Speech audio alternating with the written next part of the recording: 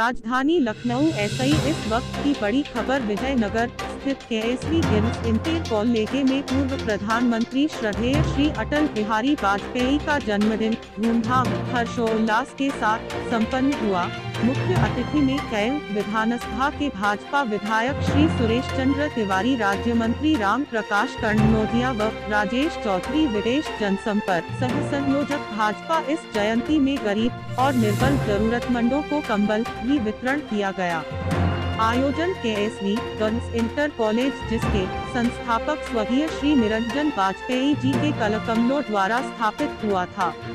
वर्तमान में विद्यालय के प्रबंधक अरविंद कुमार वाजपेयी, नीतू भैया पूर्व ब्लॉक प्रमुख, असोहा अधिवक्ता उच्च न्यायालय, प्राचार्य नीलम शुक्ला, ज्योति सीमा श्रीवास्तव शुक्ला आदि विद्यालय में। आयोजन में स्टेज पर राज्य मंत्री राम प्रकाश कन्नौजिया, विधायक सुरेश चंद्र तिवारी, कैल विधानसभा राजेश चौधरी, विदेश जनसंपर्क सह सहयोजक विधायक ने पूर्व प्रधानमंत्री श्री अटल बिहारी वाजपेयी के जयंती में उनके विशालकाय जीवन संघर्ष उपलब्धियों, त्याग कार्यों के बारे में बताया, उद्देश्यों के बारे में बताया। करीब 2 घंटे तक प्रधानमंत्री बनने तक सफर तय किया, इसका भी स्मरण किया। प्रदेश मंत्री ने पूर्व प्रधानमंत्री अटल बिहारी वाजपेयी की जयंती पर उनके चित्र पर पुष्प अर्पित कर सच्ची श्रद्धांजलि दी और उनके महान व्यक्तित्व के बारे में बताया कि कैसे वे इस पदोन्नति तक पहुँचे और वे किसानों का बहुत ध्यान रखेगा। विधायक जी ने कांग्रेस पार्टी की पूरी जन्मपत्री बताना शुरू किया कि कैसे वह अपनी पार्टी को स्थापित किया है, कि वो भारतीय नहीं है,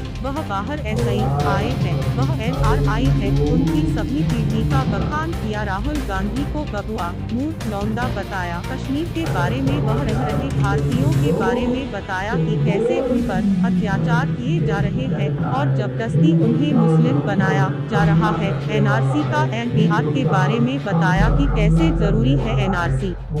अगर जो नागरिक हिंदुस्तान का है वह हिंदुस्तान में नहीं रहेगा तो फिर कहा जाएगा, तू ही बताइए। अंत में विधायक सुरेश चंद्र तिवारी के द्वारा कंबल वितरण किया गया और राज्य मंत्री राम प्रकाश कन्नौजिया ने भी कंबल गरीब और जरूरतमंदों की वितरण किए।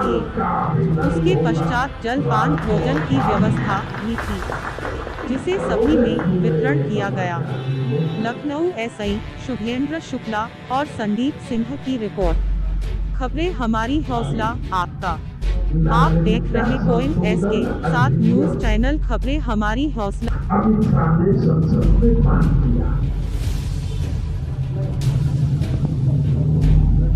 अभी पर उन्होंने यहाँ सबसे सवाल पूछी, कोई कर रही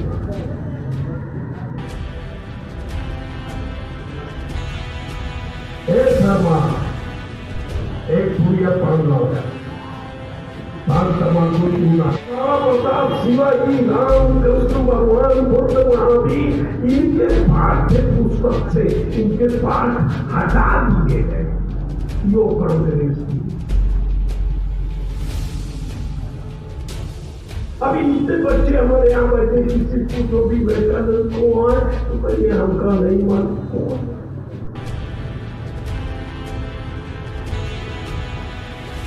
हम विवेकानंद दयानंद क्या की थे?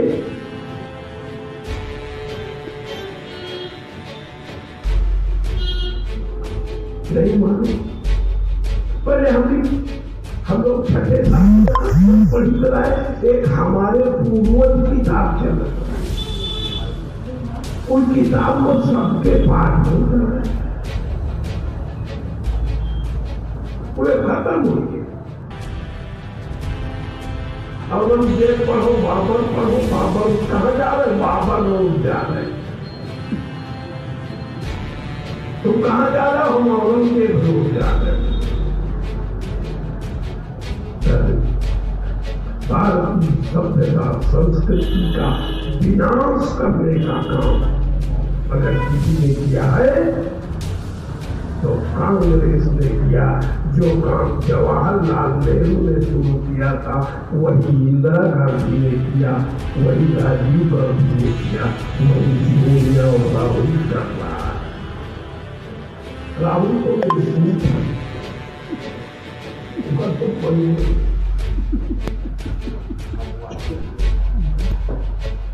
सोनिया गांधी चुनाव लड़ेगा,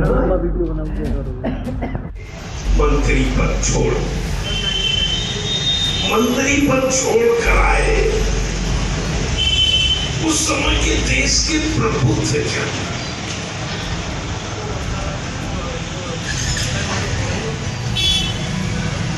जिसमें डॉक्टर प्रभुजनी गोलवलकर जी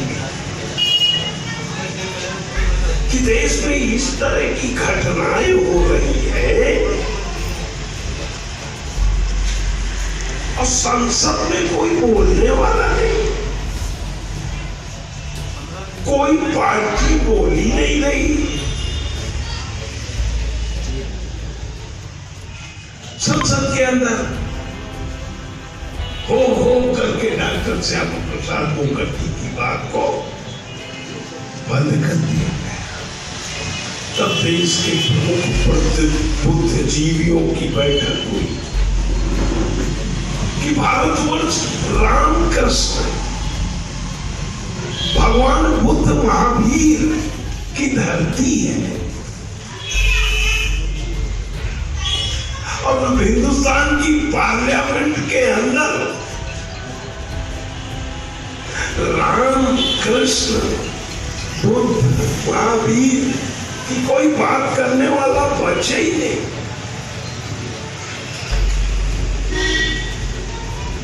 तब भारतीय जनसंघ का गठन हुआ और उसके प्रथम अध्यक्ष जब डॉक्टर श्यामा प्रसाद मुखर्जी बने और पंडित दीनदयाल उपाध्याय संगठन महामंत्री बने।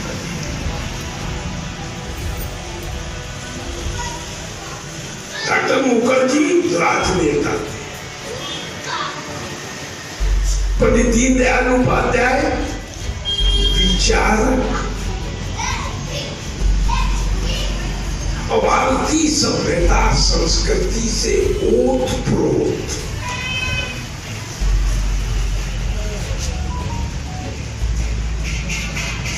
उन्नीस सौ 1951 में भारतीय जनसंघ का गठन हुआ।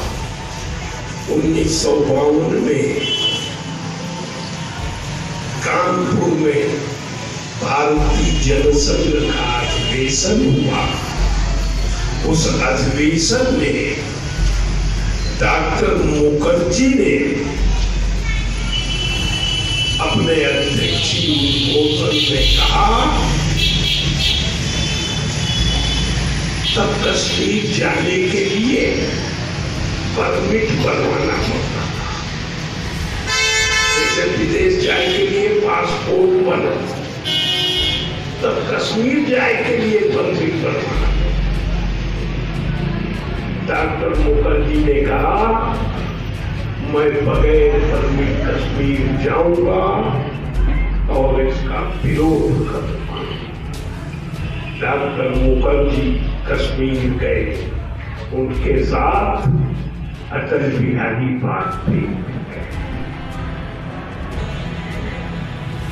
तब अटल बिहारी 20-22 साल के नौजवान पंडित जी दीनदयाल उपाध्याय के सहयोगी।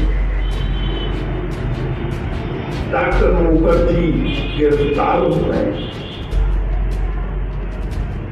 जब गिरफ्तार हो गए तो उन्होंने अटल जी से कहा अटल हम उनको प्यार देंगे, सम्मान देंगे,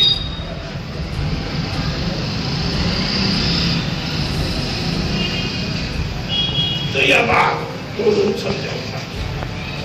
जब भारत बना तो भारत में 7 कितने जोर से बोलो, 7 अंग्रेजी में बोलो, नाना लड़का हिंदी नहीं जानता। 7 और आज कितने बोलो बोलो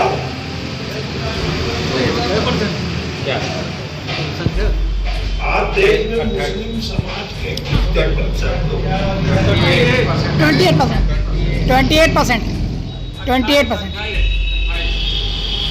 सरकारी रेट बता रहे कि 20, वहाँ 30 से कम नहीं। माइग्रेट कैसे होगी? हमने बराबर का अधिकार दिया, बराबर का प्यार दिया अल्पसंख्यक समाज को।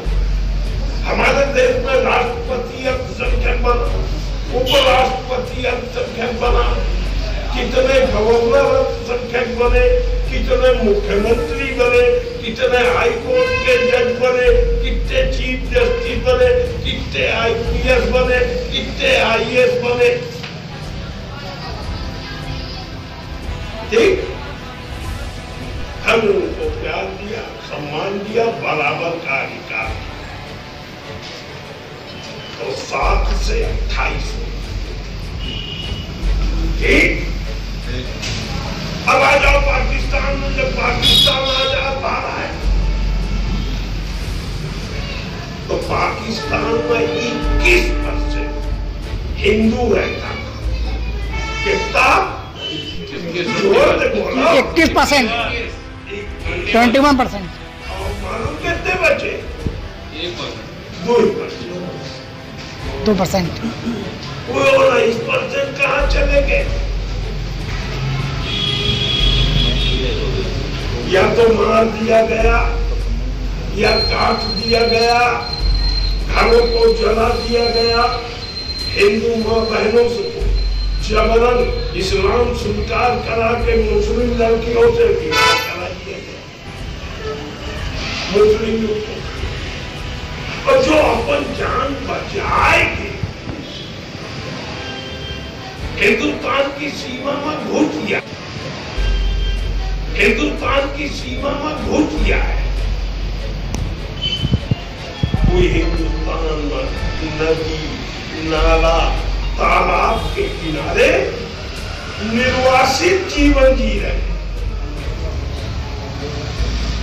इस देश में जमीन नहीं खरीद सकते, क्यों? बाहर से आए ना, वो यहाँ जमीन नहीं खरीद सकते, मकान नहीं खरीद सकते, नौकरियों में अप्लाई नहीं कर सकते, उनके बच्चे स्कूलों में नहीं पढ़ सकते। और देश में राज कांग्रेस कही, संसद में बार बार आवाज उठती थी कि पाकिस्तान बांग्लादेश से आए हुए हिंदुओं को भारत की नागरिकता दी जाए। सर्वसम्मत से प्रस्ताव पास हो जाता है, दी जाए, लेकिन 3 को नहीं करते।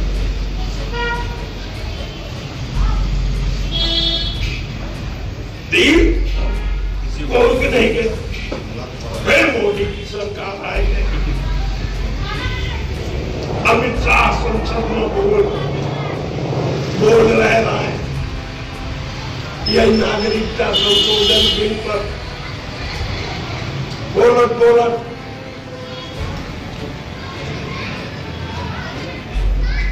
अभी बिल का है, मोदी जी बिल का पास की, वीडियो पास की। पाकिस्तान, बांग्लादेश, अफगानिस्तान, इन तीनों देशों से आए हुए हिंदू, सिख, ईसाई, बौद्ध, जैन और पारसी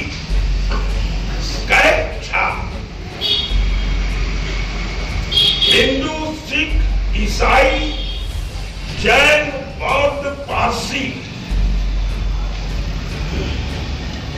ये जितने भी हिंदुस्तान के अंदर आ गए हैं पिछले 50 सालों में, ऑनलाइन आवेदन करें, हम उनको भारत की नागरिकता देने के लिए कटिबद्ध हैं। आज लोग पाकिस्तान, बांग्लादेश, अफगानिस्तान से आए हुए हिंदू, सिख, ईसाई, जैन, बौद्ध, पारसी